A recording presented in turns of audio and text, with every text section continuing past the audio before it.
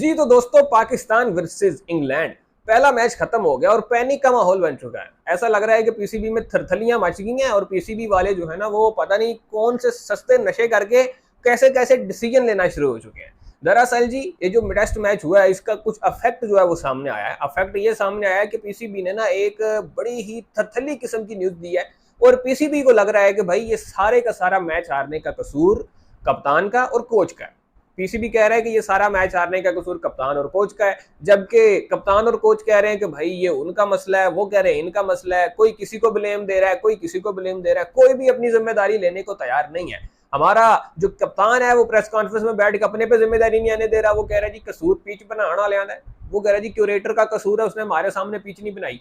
और भाई तुम्हारे सामने तुमने क्या वहां पे जाके लेपे लगाने थे पिच के ऊपर? हैं तुमने अपने हाथों से मिट्टी लगानी थी पिच के ऊपर, वो तुम्हें पता चला था ऐसे पिच बनानी। और तुमने तो बताना होता है बस कि भाई ऐसी पिच हमें चाहिए। पता नहीं यार कहां से मतलब ये किस किस्म की ये बातें जो है वो लेकर आ जाते हैं। खैर पीसीबी ने ना अब सारा मुद्दा डाल दिया भाई कोच पे और शान मसूद पे। उन्होंने कहा जी भाई सारा कसूर इन्हों दा, इस वक्त इन्हों हटा दो। अब पीसीबी ने ये डिसीजन लिया है, ये डिसाइड किया, ये फैसला कर लिया है कि भाई अब से ना कोच और ना ही कप्तान, इन दोनों की कोई इंटरवेंशन नहीं होगी सिलेक्शन कमेटी में। ये दोनों का कोई डिसीजन कंसीडर नहीं किया जाएगा सिलेक्शन कमेटी में। और ये सब हुआ है जी ड्यूरिंग सीरीज। ठीक है, ये सीरीज खत्म होने के बाद नहीं, ये ड्यूरिंग टेस्ट सीरीज हुआ है। अभी अभी आज आज की खबर है भाई। कल खबर चल रही थी कि शायद ऐसा हो, आज अनाउंसमेंट हो चुकी है कि ऐसा हो गया है, ऐसा कर दिया गया है। अब भाई कुछ सेंस बन रही है इस बात की? कुछ सेंस बन रही है? मतलब सिलेक्शन में सबसे इंपॉर्टेंट दो ही लोग होते हैं, एक हेड कोच होता है और एक कप्तान होता है। इनकी मर्जी की टीम होनी चाहिए, इनको इनको देनी चाहिए कि भाई जाओ जो जिम्मेदारी हो तुम लोग लो।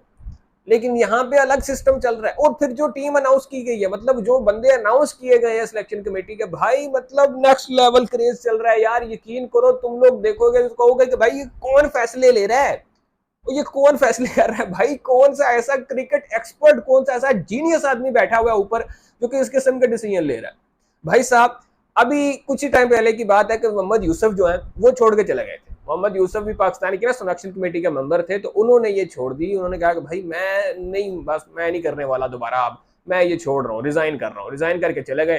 कुछ ही टाइम बाद बाबर आजम ने भी कप्तानी से रिजाइन कर दिया, तो कप्तान भी निकल गया बीच में से। एक सिलेक्टर जो कि मेन सिलेक्टर था मोहम्मद यूसुफ की बड़ी सर्विसेज है पाकिस्तान के लिए भाई, वो भी जो है वो निकल गया बीच में से। अब पीछे क्या बचा? पीछे बचे जी अपने असद शफीक साहब और पता नहीं उनके साथ कोई एक दो और थे, ये बचे हुए थे साहब। अब जो है वो नए लड़कों का, जो नए लोगों का अनाउंसमेंट किया गया है कि जो है वो अब इस प्रोसेस का हिस्सा बनेंगे, इसमें शामिल होंगे और जो लोग हैं उनका मतलब साथ देंगे सिलेक्शन कमेटी में। अब उनको आप नाम सुनोगे तो हम कहोगे कि वाह यार क्या बात है, ये तो कुछ अलग ही किस्म के लोग आ गए हैं। क्योंकि जी अब सिलेक्शन कमेटी में अजहर अली और एहसान चीमा साहब, और इसके अलावा भाई एजाज चीमा, अजहर अली और एक बहुत बड़ा नाम जो कि हैरान कर देने वाला नाम है, वो है जी अपने अलीम डार साहब। पाकिस्तान के इंटरनेशनल अंपायर, आईसीसी के पैनल का हिस्सा रहने वाले अंपायर अलीम डार जो हैं वो पाकिस्तान के चीफ सिलेक्टर, मतलब चीफ सिलेक्टर तो नहीं लेकिन सिलेक्शन कमेटी के मेंबर होंगे। कभी सुना है ऐसा आपने? कभी किसी क्रिकेट बोर्ड ने ऐसा नहीं किया है कि कोई अंपायर हो और वो जो है वो सिलेक्शन कमेटी का मेंबर बन जाए। वो अंपायर जिसने कभी क्रिकेट नहीं खेली है, मेरा नहीं ख्याल कि अलीम डार ने कभी क्रिकेट खेली है, ना उन्होंने डोमेस्टिक लेवल पे खेला है, ना फर्स्ट क्लास खेला है कभी। लेकिन अलीम डार साहब जो हैं वो पाकिस्तान के सिलेक्शन कमेटी के मेंबर बन चुके हैं और अब वो पाकिस्तानी प्लेयर्स को सिलेक्ट करेंगे इंटरनेशनल टीम के लिए भाई, कि कौन खेलेगा और कौन नहीं खेलेगा। वाह भाई वाह, ये सिर्फ पीसीबी में ही हो सकता है। ये जो है ना वो पीसीबी में ही पॉसिबल है भाई, पाकिस्तान क्रिकेट बोर्ड ये कर सकता है, इसके अलावा कोई भी नहीं कर सकता। ये तो मैं कहता हूँ तजर्बात की आखिरी हद तक पहुंच गया भाई। ये मुझे लग रहा है जो बोंथल गए हैं, मुझे लग रहा है ये ना टेस्ट मैच हारने के बाद बोंथल गए हैं भाई। अब किसी पे तो मुद्दा डालना था, इन्होंने कहा भाई कोच और कप्तान को निकालो क्योंकि इन्हीं पे सारा मुद्दा डालो और वापस आ जाओ। अब भाई जिन लोगों के बारे में शिकायत की जा रही है उनके बारे में कोई एक्शन नहीं ले रहा। कोई ये नहीं सोच रहा कि मोहम्मद यूसुफ क्यों छोड़ के गया है। कोई ये नहीं सोच रहा कि भाई वो क्यों सिलेक्शन कमेटी छोड़ गया है। कप्तान को आपने निकाल दिया सिलेक्शन कमेटी से, आपने साइड कर दिया कोच को, आपने कहा भाई नहीं हम अपनी मर्जी के लड़के सिलेक्ट करेंगे। अब लड़के कौन से सिलेक्ट करोगे, कौन से तीर मारोगे, ये भी हम देख लेंगे। लेकिन अब अलीम डार को मतलब आपने कोई ना कोई पोस्ट तो देनी थी ना उसे। है पीसीबी ने कहा जी बड़ा नाम है जी, इनको कोई ना कोई पोस्ट देनी है, तो चलो और किरे थानी बनती भी ऐसी एडजस्ट कर दो भाई, कहीं हाई परफॉर्मेंस सेंटर में लगा दो कि अंपायर्स को ट्रेन कर दे, उनको क्लासेस दे, कुछ और कर लो, कुछ भी कर सकते हो भाई, कोई भी प्रोग्राम कर सकते हो। लेकिन आपने उनको नौकरी देनी थी, आपने उनकी नौकरी सिलेक्शन कमेटी में लगा दिया। वाह भाई वाह।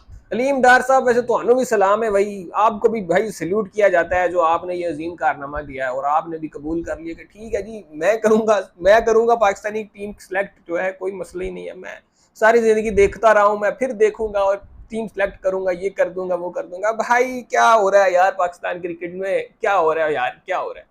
पहले बांग्लादेश से हार रहे हैं, कभी ऑस्ट्रेलिया से हार जाते हैं, कभी हम किसी से हार जाते हैं। पिछले 3 साल से हम अपने घर में टेस्ट मैच नहीं जीते हैं, Babar Azam out of form चल रहा है, कप्तान अपने को पिच समझ नहीं आ रही, कभी हमारा बॉलिंग कोच आके कहता है पिच सानू समझ नहीं आई। भाई चल क्या रहा है, समझ से बाहर चीजें हैं। कौन आएगा, कौन ठीक करेगा, कुछ पता नहीं है भाई। क्या बनेगा इस बोर्ड का, कुछ पता नहीं है। क्या बनेगा इस टीम का, ये भी कुछ पता नहीं है।